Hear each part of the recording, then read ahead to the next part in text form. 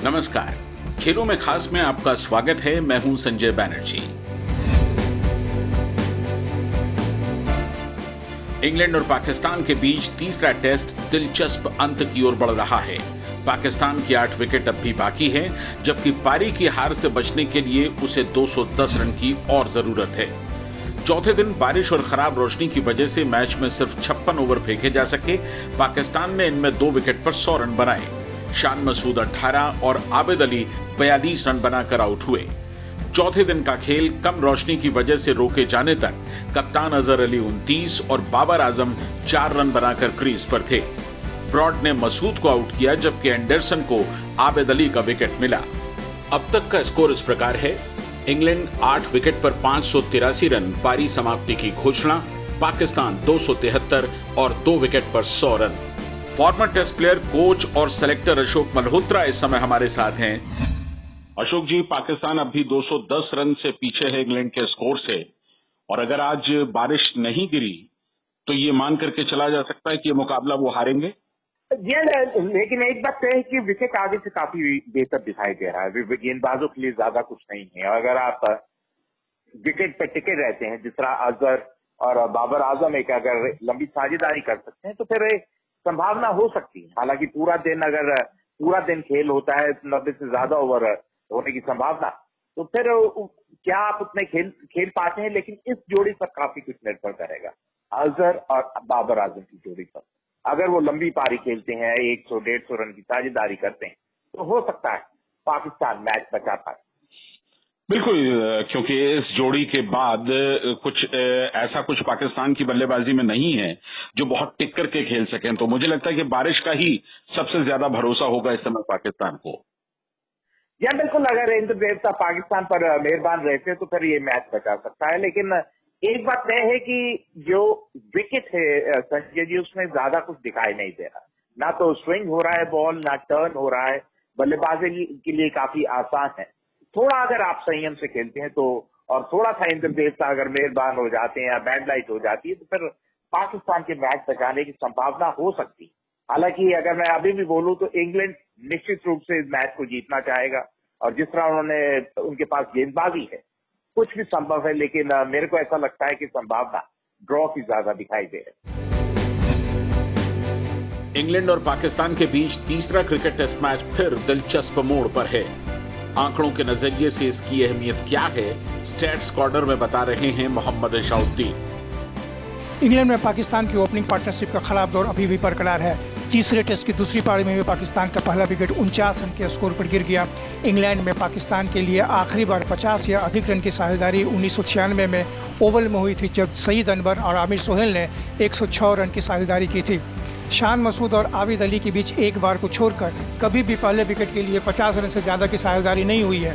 49 run की साझेदारी दोनों के बीच दूसरी सर्वोच्च साझेदारी है। मसूद और आबिद अली अब तक 9 पारियों में केवल 396 रन ही जोड़ सके हैं। इसमें एकमात्र शतकीय साझेदारी 278 रन की रही है, जब दोनों ने श्रीलंका के खिलाफ पिछले साल कराची में दूसरी पारी में मजबूत शुरुआत की थी, तब पाकिस्तान 263 रन से जीता था। शान मसूद वर्तमान सीरीज में इंग्लैंड के गेंदबाजों के सामने ज़्यादातर बार पगवादा आउट हो रहे हैं। पहली पारी के बाद दूसरी पारी में भी मसूद पगवादा के शिकार हुए हैं। सीरीज में 4 बार वो पगवादा आउट हो चुके हैं। मसूद को जेम्स एंडरसन और स्टुअर्ट ब्रॉड ने 2-2 बार अपना शिकार बनाया। कुल मिलाकर मसूद अपने टेस्ट कैरियर में 9वीं बार पगवादा आउट हुए हैं। पहली पारी में शतक जमाने वाले अजहर अली दूसरी पारी में तीसरे नंबर पर बल्लेबाजी करने आए। तीसरे नंबर पर अजहर का यह 61वां टेस्ट है। इस स्थान पर वो 4000 से ज़्यादा रन बना चुके हैं। वैसे पहली पारी में अजहर अली ने शतक जमाया था, जो पाकिस्तान का कुल 400वां शतक था। पाकिस्तान की टीम को इंग्लैंड ने 9वीं बार फॉलो ऑन खेलने पर मजबूर किया है। इससे पहले 8 मौके में से इंग्लैंड 6 बार जीता है, जबकि 2 टेस्ट ड्रॉ रहे हैं। जिन 6 टेस्टों में इंग्लैंड जीता है, उसमें 5 बार पारी से और 1 बार 10 विकेट से जीत शामिल है। ऑस्ट्रेलिया की टीम लिमिटेड ओवर्स की सीरीज के लिए इंग्लैंड पहुंच गई है। दोनों देशों के बीच 4 सितंबर से 3 T20 मैचेस की सीरीज होगी और उसके बाद 11 सितंबर से 3 वनडे मैचेस खेले जाएंगे। ऑस्ट्रेलियन टीम मार्च के बाद पहली बार किसी देश में सीरीज खेलने गई है। ये सभी मुकाबले बायोसिक्योर माहौल में खेले जाएंगे। इंग्लैंड इससे पहले वेस्टइंडीज और आयरलैंड के साथ सीरीज खेल चुका है, जबकि पाकिस्तान के साथ सीरीज अभी चल रही है। इंग्लैंड ऑस्ट्रेलिया के बीच सीरीज खत्म होने के बाद दोनों देशों के कई खिलाड़ी आईपीएल खेलने संयुक्त अरब अमीरात जाएंगे, जहां 19 सितंबर से 10 नवंबर तक आईपीएल का 13वां सीजन होगा। ये प्लेयर्स पहले से ही बायोसिक्योर माहौल में खेलने के कारण यूएई पहुंचने के साथ ही अपनी अपनी टीमों के साथ जुड़ जाएंगे।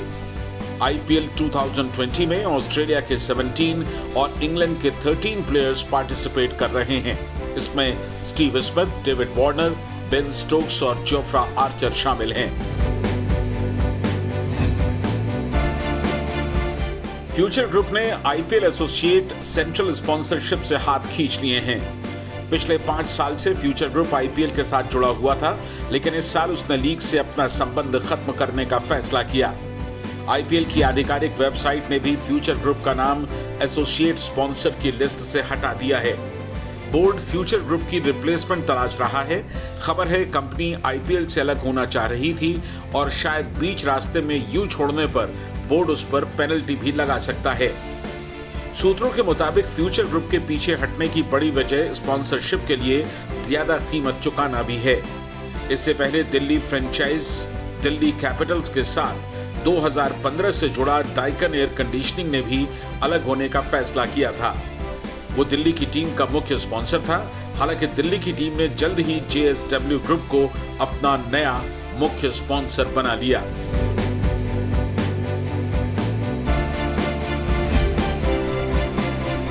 आईपीएल शुरू होने से पहले मार्केटिंग रन आउट को लेकर बहस शुरू हो गई है। ऑफ स्पिनर रविचंद्रन अश्विन ने कहा है कि बॉल फेंकने से पहले बल्लेबाज यदि क्रीज छोड़ता है तो गेंदबाज को फ्री बॉल मिलनी चाहिए। यदि इस बॉल पर विकेट भी मिलता है तो फिर बल्लेबाजी टीम के खाते से 5 रन कम भी करना चाहिए। अश्विन ने ये बात कोलकाता नाइट राइडर्स के कप्तान दिनेश कार्तिक के सवाल पर कही। रनअप के बाद और बॉल फेंके जाने से पहले नॉन स्ट्राइकर एंड की क्रीज छोड़ने पर बल्लेबाज को रन आउट करना ही मार्केटिंग कहलाता है। मार्केटिंग पर छिड़ी बहस पर सुनील तनेजा की रिपोर्ट। अश्विन ने 25 मार्च 2019 को राजस्थान रॉयल्स के जोस बटलर को ऐसे ही आउट किया था। हालांकि इस पर उनकी आलोचना हुई थी। हाल ही में कार्तिक ने कहा, मार्केट रन आउट को लेकर मेरे 2 सवाल हैं। पहला, इसको लागू करने, और दूसरा, इसे मार्केट रन आउट कहने से है। सर डॉन ब्रैडमैन से लेकर सुनील गावस्कर तक सभी ने इसे नियमों के तहत ही बताया है। आईसीसी और एमसीसी ने भी इसे सही करार दिया है। फिर गेंदबाज या बॉलिंग टीम को नेगेटिव क्यों कहा जाता है? ये पहली बार जब हुआ तब वीनू मांकड़ ने बल्लेबाज को कई बार चेतावनी दी थी। महत्वपूर्ण बात यह है कि रन आउट होने वाले बल्लेबाज को कोई याद नहीं करता, वो बिल ब्राउन थे। अश्विन ने कार्तिक की बात पे कहा, बॉलर को फ्री बॉल दे दीजिए। यदि बल्लेबाज उस गेंद पर आउट होता है तो बल्लेबाजी टीम को 5 रनों का नुकसान होना चाहिए। फ्री हिट बल्लेबाजों के लिए फायदेमंद होती है, अब गेंदबाजों को भी मौका दे दीजिए। अभी तक हर कोई मैच इस उम्मीद से देखता है कि गेंदबाजों को जमकर रन पड़ेंगे। वहीं दिल्ली कैपिटल्स के कोच रिकी पॉन्टिंग ने हाल में कहा था कि वो भारतीय स्पिनर रविचंद्रन अश्विन से बात करेंगे और उन्हें बल्लेबाज को इस तरह से रन आउट नहीं करने के लिए कहेंगे, क्योंकि ये खेल भावना के विपरीत है। 30 दिसंबर को एक प्रशंसक आकाश ने अश्विन से पूछा था कि आईपीएल 2020 में वो किस बल्लेबाज को मार्केटिंग से रन आउट करेंगे। इस पर अश्विन ने कहा था कि जो भी क्रीज पार करेगा वो इस प्रकार से आउट होगा। बात 13 दिसंबर 1947 की है।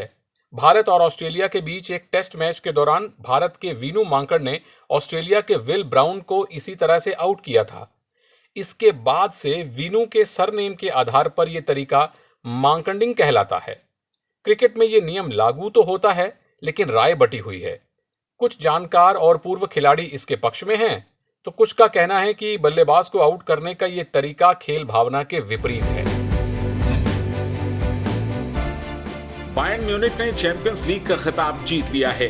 फाइनल में उसने कल देर रात पहली बार फाइनल खेल रही पेरिस सेंट जर्मेन को इकलौते गोल से हरा दिया। इस मैच के पहले हाफ में दोनों ही टीमों में से किसी ने गोल नहीं किए। दूसरे हाफ में बायर्न के लिए किंग्सली कोमान ने हेडर के जरिए 59वें मिनट में निर्णायक गोल दागा। उधर पीएसजी की हार से बौखलाए फैंस ने पुर्तगाल की राजधानी लिस्बन में जमकर गुस्सा जाहिर किया। दर्जन भर प्रशंसकों की पुलिस से मुठभेड़ भी हुई। पेरिस में मैच देखने की सार्वजनिक जगह पर 100 से ज्यादा लोगों को रोकने में पुलिस की हालत खराब हो गई। मैच भले ही बंद दरवाजे के पीछे खेला गया हो, लेकिन मैदान के बाहर सोशल डिस्टेंसिंग की जमकर धज्जियां उड़ाई गईं। पेरिस की मशहूर और बेहद भीड़भाड़ वाली जगहों में से एक चैम्प्स एलिसे के क्लब से पुलिस को बल प्रयोग कर लोगों को खदेड़ना पड़ा। अभिषेक झा की रिपोर्ट।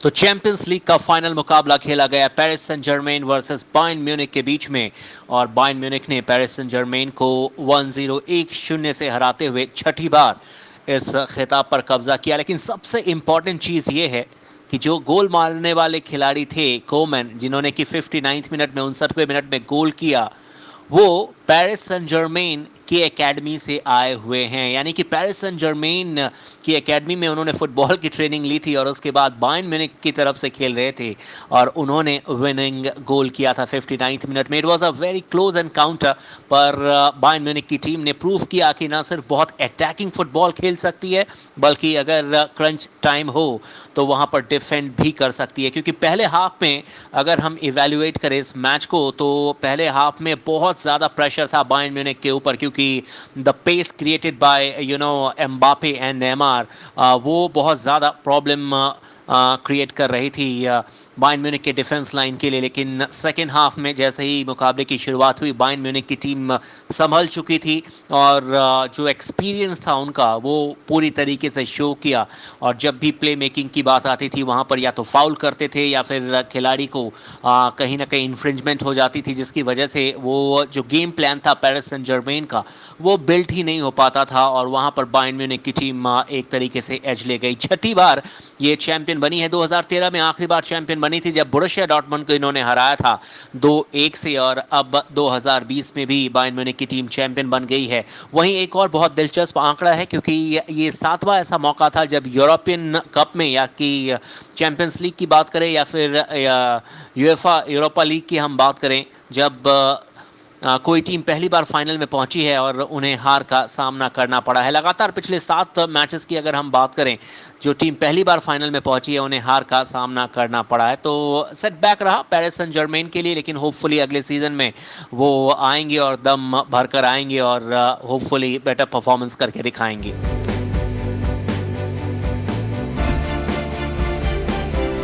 भारतीय टेनिस खिलाड़ी रोहन बोपन्ना और कनाडा के डेनिस शापोवालोव की जोड़ी वेस्टर्न एंड सदर्न ओपन के मेंस डबल्स के फर्स्ट राउंड में हार गई है।